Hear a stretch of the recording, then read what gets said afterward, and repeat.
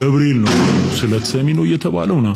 ብዙ ቦታ ገብርኤል ታያለ ከቁልቢ ጀምሮ ስለተሰሚ ተብሎ እኛም ያደግንበት ወደዚህ ወደ ሐዋሳም ዲላም ጪጩ ገብርኤል የሚባል በጣም ከፍተኛ ገቢ ነው የሚያስገባውና የሚደገም ድግምት አለ።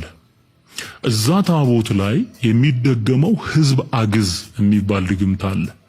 ህዝብ እየነዳ ወደዛ ስፍራ የሚያመጣ ዛሬ ወደ ሐዋሳ ገብርኤል መጥተናል። የመጣንበት ነው በድግምት ኃይል አይደለም፣ በክርስቶስ ኢየሱስ ፍቅር ተስበንና በመልአኩ በቅዱስ ገብርኤል አማላጅነት ነው። እና 4 ማዕዘን ጣውላ ነው። እዛ ጣውላ ላይ ምናልባት ከግራር ወይም ከቀረሮ እንጨት ነው የሚዘጋጀው እና እሱ ላይ ቅርጽ ይቀረጻል። የሚቀረጸው ቅርጽ ለምሳሌ የመልአክ ከሆነ ታቦቱ ክንፍ ያለው ነገር በፍልፍል ይሰራል ማለት ነው። መርካቶ አካባቢ የሚሰሩ አሉ፣ በየገዳማቱ የሚሰሩ ባለሙያዎች አሉ። አብዛኞቹ ከቅስና ከድቁና ማዕረግ የተሻሩና ውስጡን የሚያውቁ ሚስጥር አያወጡም ብለው የሚጠበቁ ሰዎች ናቸው። እና 6 ዓመት ተሸክም ያለው ኢየሱስ የሚለውን ስም ያመጣው ማን ነው?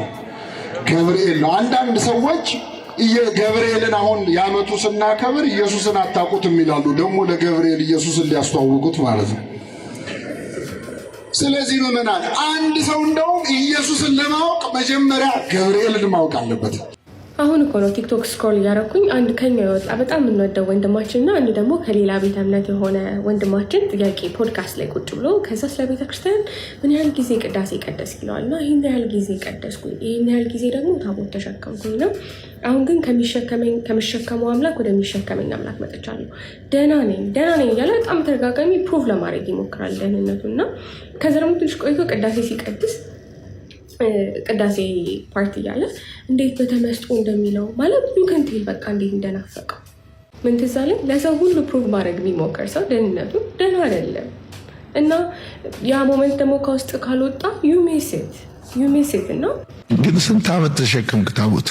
6 ዓመት የተሸከምከው በቋሚነት ማለት ቄስ ስትሆንና አንድ ቦታ በተለይ ስትሰራ እሸከማለሁ። እኔ አንዱ ቄስ ከኔ ጋር እየቀደሰ ኡበር የጀመረ ሰው ነውና አልጠራም፣ ኡበር ጠራ። ማመን ነው የሚያቅት። እንግዲህ ሲሪየስ ነው የኦርቶዶክስ ስርዓት ነው። ይቅርታ ብሎኛል ሄደ።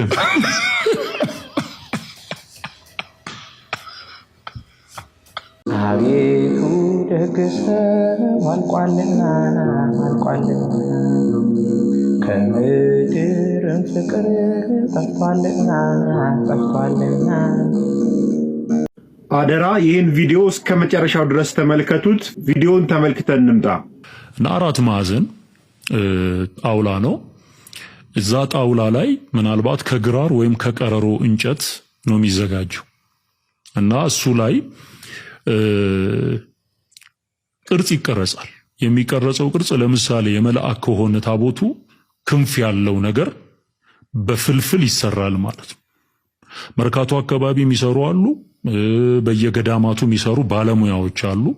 አብዛኞቹ ከቅስና ከድቁና ማዕረግ የተሻሩና ውስጡን የሚያውቁ ሚስጥር አያወጡም ብለው የሚጠበቁ ሰዎች ናቸው። እና 6 ዓመት ተሸክም ያለው ግን ያው ጌታ ረድቶኝ ከሚሸከመው አምላክ ወደሚሸከመኝ አምላክ እኔ እስከ ሽበት እስከ ሽምግልና እሸከማለሁ ብሎ በፍቅር ወደ ጠራኝ አምላክ መጥቻለሁ። አሁን ሸክም አይስ ቪዲዮውን እንደተመለከታችሁት ነው።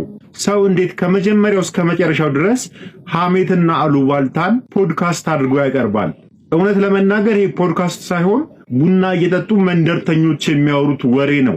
በነገራችን ላይ ልታውቁ የሚገባው ቤተ ክርስቲያን የገባ ሁሉ እንኳን ሰው አይደለም ነዋያተ ቅድሳት ሁሉ ይቀየራል። ስለዚህ የግራር እንጨት የነበረው ቤተ ክርስቲያን ገብቶ ተለውጦ ታቦት ተብሏል። አንተ ግን ወደ ቤተ ክርስቲያን ገባ፣ ቤተ ክርስቲያን ሰው አደረገች። ሰው የሆንክ ሲመስል ደግሞ ከቤተ ክርስቲያን ወጣ፣ ወደ አውሬነት ተለወጥክ፣ የስድብ አፍም ደግሞ ተሰጠ። የቤተ ክርስቲያን ምስጢራት ሁሉ የዘረገፍከው መሰለ። ታቦት ከምን እንደሚሰራ እንዴት እንደሚሰራ ስለነገርከን የቤተ ክርስቲያናትን ምስጢራት ሁሉ ደብቃ ያዘችውን ሁሉ የዘረገፍከው ለሰው የገለጥከው መሰለ። በነገራችን ላይ አንተ ስለነገርከን ሳይሆን መጽሐፍ ቅዱስ የታቦትን አሰራር በግልጽ ይነግረናል። ከግራር እንጨት እንደሚሰራ ወርዱ፣ ቁመቱ፣ ክንዱ ምን ያህል እንደሆነ ምን አይነት ቅርጽ እንደሚሰራበት ጭምር በግልጽ መጽሐፍ ቅዱስ ላይ ኦሪት ዘጸአት ምዕራፍ 25 ከቁጥር 10 ጀምሮ ስናነበው የሚነግረን ነው። ይህንን ቤተክርስቲያን ደብቀው ማታቅም። ታቦት ከግራር እንጨት እንደሚሰራ ቤተክርስቲያን የማትደብቀው ማንም የሚያውቀው ነገር ነው። ከዛ ባለፈ ግን ታቦቱን በግልጽ አይቻለው ብለሃልና በሰማይና በምድር ከምድርም በታች ያለው ጉልበት ሁሉ ለኢየሱስ ክርስቶስ ይንበርከክ የሚለውን በታቦቱ ላይ የሚጻፈውን ቃል ግን አልነገርከንም፣ ረስተኸዋል። አልፋና ኦሜጋ መጀመሪያውና መጨረሻው ተብሎ የተነገረውን የኢየሱስን ስም ታቦቱ ላይ ተቀርጿል። ይህንንም አልነገርከንም። ምክንያቱም ዓላማ የማያውቀውን ሰው ለማሳሳት የሚያውቀውን ደግሞ ለማሸማቀቅ ስለሆነ እናም ይሄ አልተሳካልህም። ቤተክርስቲያን ምስጢር የምትለው ሰው የማያየው የምትደብቀው አንዳችም ነገር የላትም። ምስጢር የሚሆንባቸው ግን እንዳንተ ላሉት ሰዎች ናቸው። ያለማመን በመጠራጠር የሚመጡ ሰዎች ሁሉም ነገር ምስጢር ይሆኑባቸዋል። የቤተክርስቲያናትን ምስጢራት በሙሉ ለማወቅ ጸጋ እግዚአብሔር ያስፈልገዋል። ጸጋው የተገፈፈ ሰው ደግሞ ይህንን ሊያውቅ አይችልም። ታቦቱን ሲመለከት እንጨት መስሎ ይታየዋል። መስቀሉን ሲመለከት እንጨት መስሎ ይታየዋል። ህብስቱና ወይኑን ሲመለከት ተራ ምድራዊ ነገር ይመስለዋል። ይህንን ምስጢር ለመረዳት ጸጋ እግዚአብሔር ያስፈልጋል። ጸጋ እግዚአብሔር ሊያግዝህ ይገባል። ደግሞ በጣም የሚገርመው ሳይገባህና ሳይገባህ የተሸከምከውን ታቦት አምላክ ነው ብለህ መናገርህ ነው። ከምሸከመው አምላክ ወደሚሸከመኝ አምላክ መጥቻለሁ አልክ። ቤተክርስቲያን ግን ጥንትም ይሁን ዛሬም ታቦት አምላክ ነው ብላ አስተምራ በፍጹም አታውቅም። ምናልባት አንተ ስትዘምር በጋሻው ደግሞ ያስተምር ነበርና የበጋሻው ተማሪ ስለሆንክ በጋሻው ታቦት አምላክ ነው ብሎ ሸውዶ ከሆነ አናውቅም። ደግሞም ለአህያ ማር ብታሸክማት ያ ማር ለእርሷ ሸክም መስሎ ነው የሚታያት። ምክንያቱም እርሷ የለመደችው ሳር መብላት ነውና። ስለዚህ ሳር ወደሚያስግጡት አንዴ መርጠህ ሄደሃልና ቤተክርስቲያንን እባክህ ተዋት። በሕይወት ዘመኔ እንደነዚህ ሁለቱ አእምሯቸው የቆሸሸ ሰው አይቻለክ። ሁለቱም ወይዘሮ ናቸው። አንደኛው ወይዘሮ ለአንደኛው ወይዘሮ ቡና እያፈላው ነው እና ብሎ ይጠሯል። እቤቱ ከመጡ በኋላ እንግዲህ ሁለቱም ሻሽ አድርጓሉ። ምናልባት ለእናንተ ላይ ታያችሁ ይችላል፣ ለእኔ ነው የሚታየው። ሁለቱም ሻሽ አድርጓሉ፣ ሁለቱም ቀሚስ አድርጓሉ። አንደኛው ጭራሽ ወገቡን ይዟል እና በዚህ በቡና የማፍላት ስነ ስርዓት ላይ የሚያወሩት ስለ ኦርቶዶክስ ተዋህዶ ነው። እስቲ ሰምተናቸው እንመለስ። ግን ስንት ዓመት ተሸከምክ ታቦት? 6 ዓመት የተሸከምከው? በቋሚነት ማለት ቄስ ስትሆንና አንድ ቦታ በተለይ ስትሰራ መሸከም አለብህ። እኔ አንዱ ቄስ ከኔ ጋር እየቀደሰ ኡበር የጀመረ ሰው ነውና አልጠራም፣ ኡበር ጠራ። ማመን ነው የሚያቅት። እንግዲህ ሲሪየስ ነው የኦርቶዶክስ ስርዓት ነው። ይቅርታ ብሎኛል ሄደ።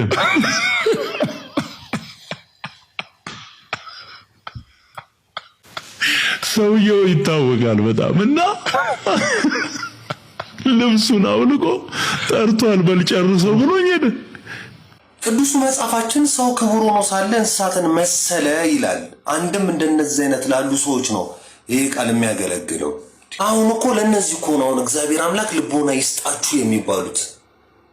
እንዲሁ ሲታዩ እኮ ራሱ እግዚአብሔር እንደዚህ አጋንንት እንደወረራቸው ፊታቸው ራሱ እኮ ያስታውቃል። ሁበሩ ሲጠራ ቄሱ መጣው ብሎ ወጣ። ኧረ እባክህ አልገባህም እንጂ አንተ ሰይጣን ሆነባቸው ነው እሳቸው የወጡት። እኔ እኮ የሚገርመኝ እንደዚህ ያላገጡ በኢትዮጵያ ምድር ላይ በእግር መመላለሳቸው ነው በጣም የሚገርመኝ። ሀይ የሚላቸው ይጥፋ አማኑኤልን እንዴት እኮ እንደሚያስጠሉ ካፋቸው ራሱ እኮ አሁን እነዚህ እኮ ሰባኪ ምናምን ነገር። ኧረ እባክህ ማንን ልታስተምር? ህዝቡን ተጫወቱበት እንጂ ዕቃ አግኝታችኋላ።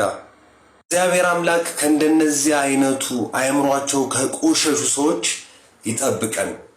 አሁን እኮ ነው ቲክቶክ ስክሮል እያደረኩኝ አንድ ከኛ የወጣ በጣም የምንወደው ወንድማችን እና አንድ ደግሞ ከሌላ ቤተ እምነት የሆነ ወንድማችን ጥያቄ ፖድካስት ላይ ቁጭ ብሎ ከዛ ስለ ቤተክርስቲያን ምን ያህል ጊዜ ቅዳሴ ቀደስ ይለዋል እና ይህን ያህል ጊዜ ቀደስኩኝ፣ ይህን ያህል ጊዜ ደግሞ ታቦት ተሸከምኩኝ ነው። አሁን ግን ከሚሸከመው አምላክ ወደሚሸከመኝ አምላክ መጥቻለሁ፣ ደህና ነኝ እያለ በጣም ተደጋጋሚ ፕሩቭ ለማድረግ ይሞክራል ደህንነቱ እና ከዛ ደግሞ ትንሽ ቆይቶ ቅዳሴ ሲቀድስ ቅዳሴ ፓርቲ እያለ እንዴት በተመስጦ እንደሚለው ማለት ዩከንቴል በቃ እንዴት እንደናፈቀው ምን ትዝ አለኝ። ለሰው ሁሉ ፕሩቭ ማድረግ የሚሞክር ሰው ደህንነቱ ደህና አይደለም እና ያ ሞመንት ደግሞ ከውስጥ ካልወጣ ዩሜሴት እና ከዛ ደግሞ አልዋሽህም ቤተክርስቲያን ማለት ነው ለሁሉም ትበቃለች። ለጠያቂውም ለተጠያቂው ምትበቃ ቤተክርስቲያን አለችን። ለወጡትም ለሚመጡትም ምትበቃ ቤተክርስቲያን አለችን እና ቤተክርስቲያን ለሁላችን ትበቃለች። ሁላችን ጠርተን ስንመጣ የምትሰበስበን ናት። ከዛ ደግሞ እንዳልኩት ነው እስከ ዳግም ምጽአት ድረስ ክርስቶስ እስኪመጣ ድረስ ልጆቿን እያሰናዳች የምትጠብቅ ናት። ኖት ኦንሊ መዳናችን እያስተማረችን አት ሴም ታይም ደግሞ በቤቱ መመላለስ እንዳለብን በስርዓቱ መመላለስ እንዳለብን የምታስተምረን ቀጥተኛውን መንገድ የምታሳየን ኦርቶዶክስ ናት እና አልናፈቀችኝም ብትል እንኳን ስለናፈቀችኝ ና ቤቷ ክፍት ነው። ኤኒ ታይም ኢፍ ዩ ካም ቤቷ ክፍት ነው ለሁላችሁም። ባይ ዘ ዌይ ለሁላችሁም አይ ላቭ ዩ ጋይስ ኦል ኦፍ ዩ ጋይስ በእውነት ግን ኢፍ ዩ ዋንት ቱ ቢ ባክ ቤተክርስቲያን ሁሌም እጇ ክፍት ነው። የኛ ቤተክርስቲያን የፍቅር ቤት ናት እና አይ ካን ሴ ስትናፍቃችሁ ገብርኤል ነው ብዙ ስለት ሰሚ ነው እየተባለው ነው። ብዙ ቦታ ገብርኤል ታያለ ከቁልቢ ጀምሮ ስለት ሰሚ ተብሎ እኛም ያደግንበት ወደዚህ ወደ ሐዋሳም ዲላም ጪጩ ገብርኤል የሚባል አለ። በጣም ከፍተኛ ገቢ ነው የሚያስገባውና የሚደገም ድግምት አለ። እዛ ታቦት ላይ የሚደገመው ህዝብ አግዝ የሚባል ድግምት አለ። ህዝብ እየነዳ ወደዛ ስፍራ የሚያመጣ መሳሃበ ነዋይ ደግሞ የሚባል ድግምት አለ። ገንዘብ የሚስብ ማለት ነው። ስለዚህ ገንዘብንም ሰውንም የሚስብ ድግምት ይደገማል። ሁል ጊዜ ቅዱስ ገብርኤል ሲደርስ እየጠበቃችሁ እነዚህ የምትጫጫቱት ግን ታች ቤቶች ምን እያሰባችሁ ነው? ገብርኤል እኮ ነው እዛ ሜርታ በዛሬው ቀን ምን ሆንኩ? ማንገስ ያለባት እኛ አይደለንም የምንለው መጽሐፍ ቅዱስ ገብርኤል ስለት እንደሚሰማ ጸሎት እንዴት እንደሚሰማና እንዴት ለጸሎት መልስ እንደሚሰጥ ደግሞ ይናገራል ማለት ነው። የሉቃስ ወንጌል ምዕራፍ 1 ቁጥር 13 ላይ ስንመለከት መልአኩ ቅዱስ ገብርኤል ካህኑ ዘካርያስን መጥቶ ምን ያለው? ጸሎት ተሰምቷልና አትፍራ ነው ያለው። ስለዚህ ጸሎታችሁ የተሰማላችሁ ቅዱስ ገብርኤል ከዓመት ዓመት ያደረሳችሁ ሁላችሁም ኮሜንት እየገባችሁ ቅዱስ ገብርኤል ጸሎት ይሰማል እያላችሁ ጻፉ። እስኪ ጸሎቴን ተቀበል እያላችሁ ጻፉት። እንግዲህ እነዚህ ሰዎች ሁሌ እንደሚታወቀው ዓመታዊ ክብረ በዓል እየጠበቁ ስፔሻሊ ደግሞ የቅዱስ ገብርኤልና የእመቤታችን የቅድስት ድንግል ማርያም ክብረ በዓል እየጠበቁ ሁሌ ይሳደባሉ። ኦርቶዶክስ ተዋሕዶ ቤተክርስቲያን ማለት ነው። ለዚህ ደግሞ በላያቸው ላይ ያደረው የናቡከደነጾር መንፈስ የጥልቁ የመናፍስት መንፈስ ስለሚጋልባቸው ነው። ምክንያቱም በዛሬው ዕለት ናቡከደነጾር የተዋረደበት የዛ የነበረው ጣዖት የፈራረሰበት ቅዱስ ገብርኤልና እግዚአብሔር ደግሞ የከበሩበት ዕለት ነው። በዛሬ ቀን ሰለስቱ ደቂቅ ከሳት የዳኑበት ነው። ታዲያ ምንድን የሚያንጨረጭረ እማታ ከሆነ ባለተካወሩ ንገረን። አንተ እንዳልከው ደግሞ እውነት እንደው ሰው የሚስብ ለገዛ ቦታ ስለተደረገ ወይም ደግሞ ድግም ስለተደገመ ይመስላል ሰው የሚሄደው። ቅዱስ ገብርኤል ስለረዳው አምላከ ቅዱስ ገብርኤል ለማመስገን ነው እዛ የሚሄደው። አናንያ አዛርያ ሚሳኤል ያዳንክ ቅዱስ ገብርኤል ወይ እኔንም ከሲኦል መከራ እንድድን ወደ አምላከ አስታርቀኝ ነው የሚሄደው። ይሄ ነው እንጂ ሌላ ምክንያት የለውም። ወይም ደግሞ ገንዘብ ምናምን ላልከውም ደግሞ ምናልባት እናንተ ቸርች ውስጥ የሚደረገው ነው እዚህ ጋር እየመጣ የምትናገረው ማለት ነው። እናንተ ስለምትደግሙ ሰው እንዲሰጣችሁ ወይም ደግሞ የውሸት ተስፋ ስለምትሰጡት ኪሱን ስለምታጥቡት በዚያ መንገድ ስለምትሰሩ ነው እንጂ እኛ ቤት እንደዚያ ነገር በጭራሽ የለም። ይሄ ተረት ነው። አንተ የውሸት ክስን ነው የምታቀርበው። ስለዚህ እኛ እንደ ኦርቶዶክስ እንኳን ስንመለከት ለምን ነው ቅዱስ ገብርኤል እንደዚህ የሚቃወሙት? ለምን ነው ድንግል ማርያም የሚቃወሙት ብለን ስንመለከት ከድህነታችን ጋራ ጌታችን አምላካችን ኢየሱስ ክርስቶስ እኛን ሊያድነን ከመምጣቱ በፊት ሁለቱ አካላት ትልቅ ስራ ሰርተዋል። እመቤታችን ቅድስት ድንግል ማርያምን መልአኩ ቅዱስ ገብርኤል መቶ ሲያበስራት ድንግል ማርያም ይኩነኒ እንደምትለኝ እንደ ቃል ይሁንልኝ ስትል አካላዊ ቃል እግዚአብሔር ወልድ በማህፀኗ አድሮ ከስጋዋ ስጋ ከነፍሷ ነፍስ ነስቶ እኛን አድኖናል ማለት ነው። ስለዚህ ለመዳናችን ምክንያት ናቸው ሁለቱ። በተለየ ከዚህ አንጻር ሰይጣን ዲያብሎስ ደግሞ እኛ የዳንበትን መንገድ ስለሚቃወም መንገዱ ስለፈረሰበት ይሄ እሱ ይዞት የነበረው አዳም ነፃ ስለወጣበት ህዝቡና አዳም ነፃ ስለወጣበት ሁሌ ይናደዳል። በነ ትዝታው እያደረ በነ ዮናታን በነ ዩጩፋ በሌሎችም እያደረ በሰይጣን በልጆቹ እያደረ እንደዚህ ይናደዳል ማለት ነው። ይሄ ነው እንጂ ሌላ ምንም ምክንያት ኑሯቸው አይደለም። ኦርቶዶክስ ወርቅ የሆነች እምነት ነች። ኑ በብርሃኑ ተመላለሱ እንዴ! የጌታ መልአክ የቅዱስ ገብርኤል ወዳጅ የሆናችሁ በዓለም ዙሪያ ያላችሁ ክርስቲያኖች እንኳን ለታላቁ መልአክ ለቅዱስ ገብርኤል ዓመታዊ ክብረ በዓል በሰላም አደረሳችሁ እያልኩኝ ዛሬ ወደ ሐዋሳ ገብርኤል መጥተናል። የመጣንበት ነው በድግምት ኃይል አይደለም፣ በክርስቶስ ኢየሱስ ፍቅር ተስበንና በመልአኩ በቅዱስ ገብርኤል አማላጅነት ነው። በሰማይ ሰልፍ ሆነ ሚካኤልና መላእክቱ ዘንዶውን ተዋጉት እንደሚል ከሚካኤል ጋር ሆኖ ዘንዶውን የተዋጋ ኃያሉ መልአክ ቅዱስ ገብርኤል ህብረቱ ከጌታ አማኞች ጋር ነው እንጂ ከባለ ድግምቶች ጋር አይደለም። በድግምት የሚመጣ ኦርቶዶክሳዊ አይደለም ያለው በክርስቶስ ኢየሱስ ፍቅር ተስቦ በመላእክት ረዳትነት ወደ ቅድስት ቤተክርስቲያን የሚመጣ አማኝ ነው ያለው። ልክ በማቴዎስ ወንጌል ምዕራፍ 18 ቁጥር 10 ላይ እንደሚናገረው ከነዚህ ከተናናሾቹ አንዱ እንዳታሳዝኑ መላእክቶቻችሁ ዘወትር በሰማያት የአባቴን ፊት ያያሉ። የአባቱን ፊት የሚያዩልን መላእክትን ያሉን እንጂ በድግምት የሚስቡን መላእክት እኛ አናውቅም። እንኳን አደረሳችሁ። በድጋሚ መጽሐፍ ቅዱስ ለእያንዳንዳችሁ በሐዋሳ ከተማ የምትኖሩት የሚታደል ይሆናል። በድጋሚ እንኳን ለመልአኩ ለቅዱስ ገብርኤል ዓመታዊ ክብረ በዓል በሰላም አደረሳችሁ። ገብርኤል ነው ስለተሰሚ ነው እየተባለው ነው። ብዙ ቦታ ገብርኤል ታያለ። ከቁልቢ ጀምሮ ስለተሰሚ ተብሎ እኛም ያደግንበት ወደዚህ ወደ ሐዋሳም ዲላም ጪጩ ገብርኤል የሚባል አለ። በጣም ከፍተኛ ገቢ ነው የሚያስገባውና የሚደገም ድግምት አለ። እዛ ታቦት ላይ የሚደገመው ህዝብ አግዝ የሚባል ድግምት አለ። ህዝብ እየነዳ ወደዛ ስፍራ የሚያመጣ ምሳሃበ ነዋይ ደግሞ የሚባል ድግምት አለ። ገንዘብ የሚስብ ማለት። ስለዚህ ገንዘብንም ሰውንም የሚስብ ድግምት ይደገማል። አንዳንዴ ምን እንደሚገርመኝ ታውቃላችሁ? ሰዎች ትኩረት ለመሳብ ብለው ይህን ያለም እንደሚጋጋጡ አይገባኝም። እንግዲህ ይህ ወንድማችን እንደምትመለከቱት ታቦታት ላይ ድግምት አሰርተው ነው በርካታ ሰዎችን እንግዲህ አሁን የታኅሳስ ቅዱስ ገብርኤልን በዓል በታላቅ ድምቀት በተለያየ ቦታ አክብረናል። በተለይ ደግሞ በርካታ ምዕመናን ተገኝተው ከሚከበሩባቸው ቦታዎች በዋናኝነት የሚጠቀሱት የቁልቢው ቅዱስ ገብርኤል በዓልን ቦታና ሐዋሳ ነው። እንግዲህ ሰዎች በዚህ ቦታ ሄደው እንዲያከብሩ ታቦቱ ላይ ድግምት ሰርተው ነዋል። ምን አይነት ድግምት ነው? እኔ እኮ ግራ የሚገባኝ ምንድነው ድግምትስ ማለት እንዴ? ቅዱስ ገብርኤልን ያከበረው ማን ነው? እግዚአብሔር አምላክ እኮ ነው። ለቅዱስ ገብርኤል ስልጣን የሰጠው ማን ነው? እግዚአብሔር አምላክ እኮ ነው።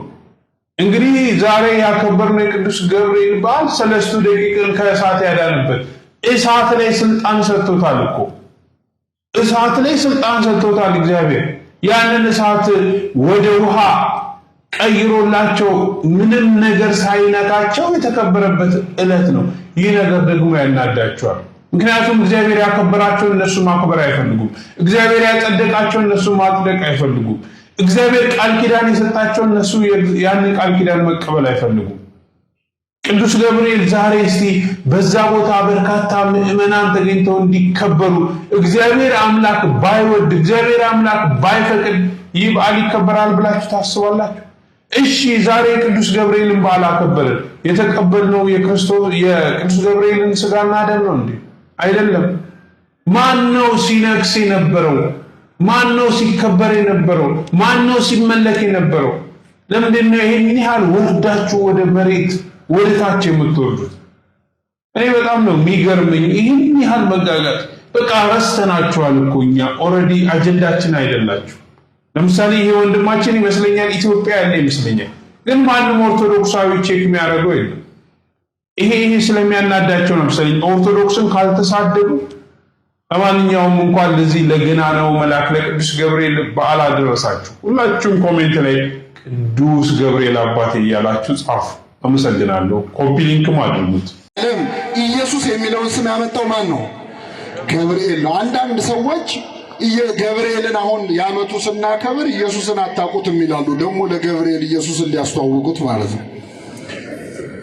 ስለዚህ ምዕመናን አንድ ሰው እንደውም ኢየሱስን ለማወቅ መጀመሪያ ገብርኤልን ማወቅ አለበት። ገብርኤልን የማያውቁ ሰዎች ኢየሱስን ቤት በኩል እንዳወቁት እግዚአብሔር ያውቀው ራሱ። ስሙንም ኢየሱስ ትይዋለሽ፣ እርሱ ታላቅ ነው፣ የልዑል ልጅ ይባላል። ጌታ አምላክም የዳዊት የአባቱን ዙፋን ይሰጠዋል፣ በያዕቆብ ቤት ላይ ለዘላለሙ ይነግሳል፣ ለመንግስቱ ምን የለውም ማለት። አሁን ልትናገር ነው። እስቲ ስሟት እመቤታችንን። በእውነት ድምጿን ለሁላችን ታሰማል። ጸጥ ብላ ሰማችሁ። ገብርኤል መጥቶ ሰላም ሲላት ሲያመሰግናት አሁን ልትናገር ነው። ተናግሮ የማያውቅ ሰው እኮ የሚናገረው እንደው ሲብስበት ነው። ትወልጃለሽ ሲላት ምን አለች? ወንድ ስለማላውቅ ይህ እንዴት ይሆናል አለች። ምን ስለማላውቅ? እመቤታችን ወንድ የሚባል አይታታውቅም እንዴ? ቅዱስ ዮሴፍ ወንድ ነው ሴት ነው? ታዲያ ወንድ ካህናት ያሳደጓት ወንዶች ናቸው። ምን ማለት ነው? ወንድ ስለማላውቅ። አግብቶ ወልዶ የመኖር ሐሳብ በድንግል ማርያም ልብ ውስጥ አልነበረም። እምኀበ አይቴ ረከብኩ ዘከመዝ ብስራተ ዘእንበለ ዘር ምድር ቶተ ወዘእንበለ ምትም ድንግል ጽንሰተ። ሊቃውንት ሲያብራሩት ይህን ዜና ኬታ መጣው?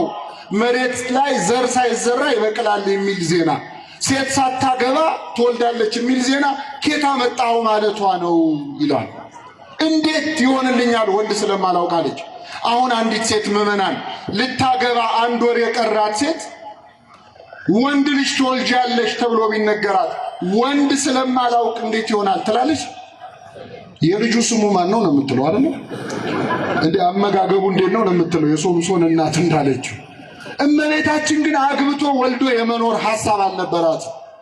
እንኳን አንዳንድ ደፋሮች እንደሚሉት ተራ ሰው ለመውለድ ብላ ድንግልናዋን ልታጣ ይቅርና ልዑልን ትወልጃለሽ የዘላለም ንጉሥ ትወልጃለሽ ስትባል የድንግልናይስ ነገር ብላ ጠይቃለች። ደስ የሚያሳይ ነገር ልንገራችሁ ምዕመናን፣ እግዚአብሔር ሐሳቡ ከእሷ መወለድ ነው። እሷ ሐሳቧ ድንግል ሆኖ መኖር ነው። ሁለቱንም ፈጸመው። እሱም ከእሷ ተወለደ፣ እሷም ለዘላለም ምን ሆና ኖረች? ድንግል ሆና ኖረች። እግዚአብሔር ማድረግ ይችላል